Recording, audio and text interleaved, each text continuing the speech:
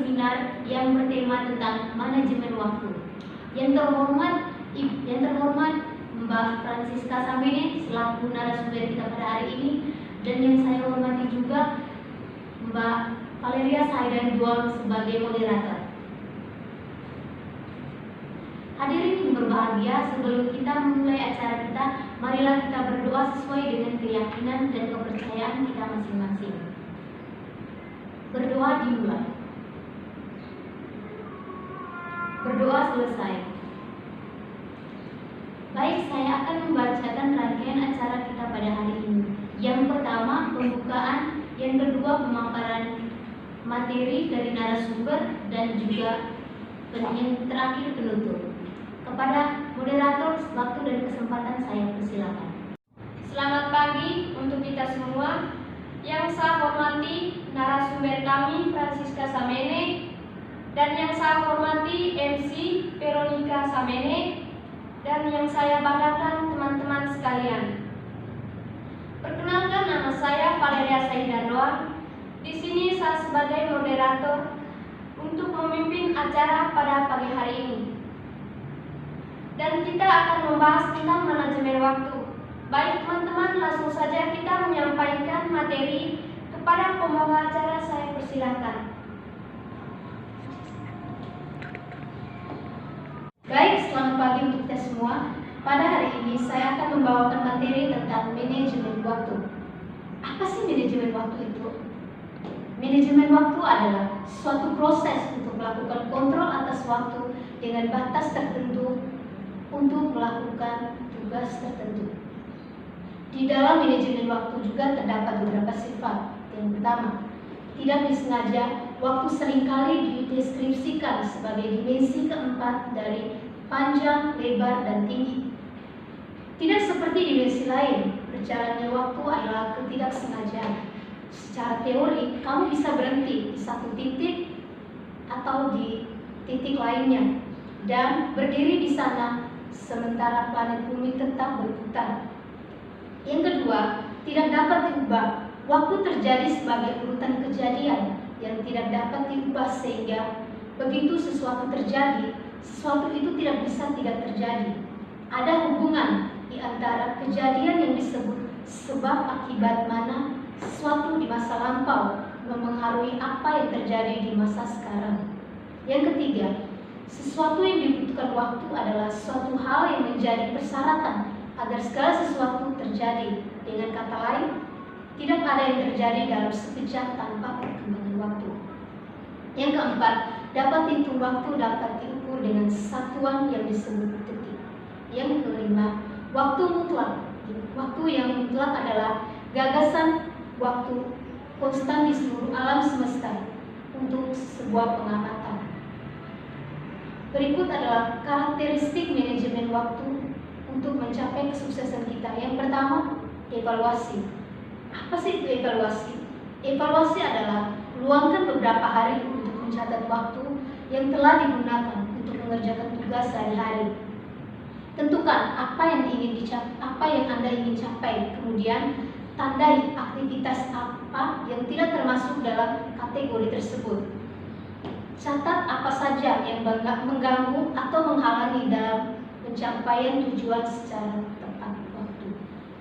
Yang kedua, rencana dan prioritas. Luangkan waktu Anda di awal hari dan di malam hari setiap hari untuk membuat rencana itu dengan memprioritaskan tugas berdasarkan tujuan yang ingin Anda capai.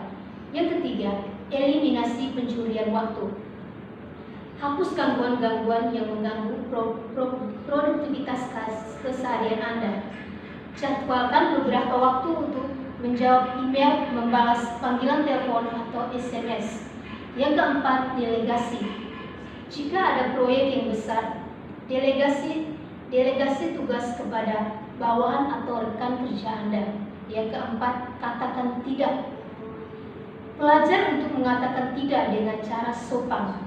Hal ini berlaku untuk menolak pekerjaan atau aktivitas tambahan yang tidak sesuai dengan tujuan Anda. Yang kelima, rehat. Rehat bersifat hal yang penting bagi setiap manusia. Buatkan jadwal untuk beristirahat dan menjernihkan pikiran. Rencanakan olahraga yang teratur dan masuk ke dalam rutinitas harian kita. Dampak-dampak manajemen. Yang pertama, penundaan. Apakah kamu sering menunda pekerjaan kamu? Atau malah kamu sulit untuk memulai sesuatu pekerjaan? Sebetulnya, hanya diperlukan langkah kecil atau mendapatkan motivasi dalam menyelesaikan pekerjaan. Contohnya, jika kamu ingin pergi ke suatu tempat gym untuk berolahraga, yang kamu lakukan hanyalah perlu keluar.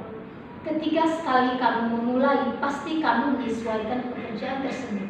Yang kedua, kurang tidur. Ketika kamu tidak bisa memanajemen waktu dengan baik, kamu pasti akan mengalami jadwal tidur yang berantakan. Tentunya hal ini akan berdampak pada kesehatan Anda. Selain itu, jika kamu tidur tidak cukup, bisa menyebabkan terhambatnya aktivitas dan kamu menjadi kurang fokus. Cobalah untuk menjadwalkan pekerjaanmu. Jika suatu waktu untuk tidur, jangan ditunda. Pertahankan jadwal tidur yang konsisten. Yang ketiga, makanan yang tidak sehat dan kurang berolahraga.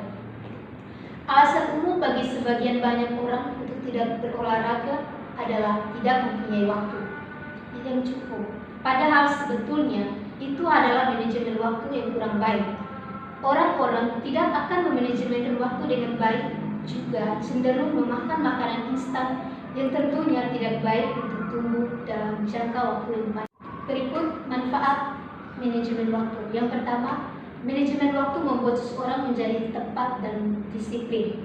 Yang kedua, manajemen waktu membuat seseorang menjadi lebih rapi atau terorganisasi. Yang ketiga, manajemen waktu meningkatkan moral seseorang dan menjadi lebih percaya diri.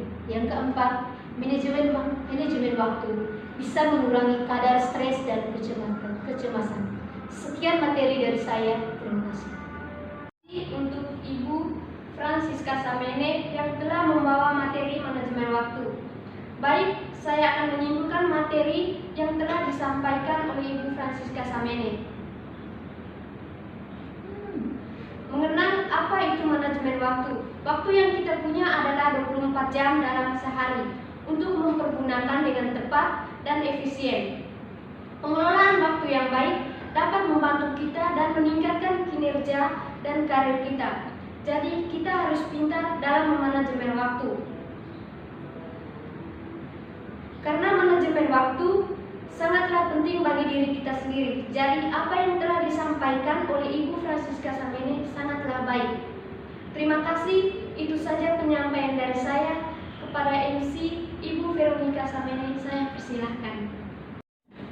Puji syukur kita telah sampai di penghujung acara. Terima kasih banyak kepada narasumber Ibu Francisca Samene dan juga kepada moderator Ibu Valeria Saidan. Saya mewakili panitia yang bertugas menyampaikan mohon maaf atas salah dan perbuatan kami. Sekian dan terima kasih.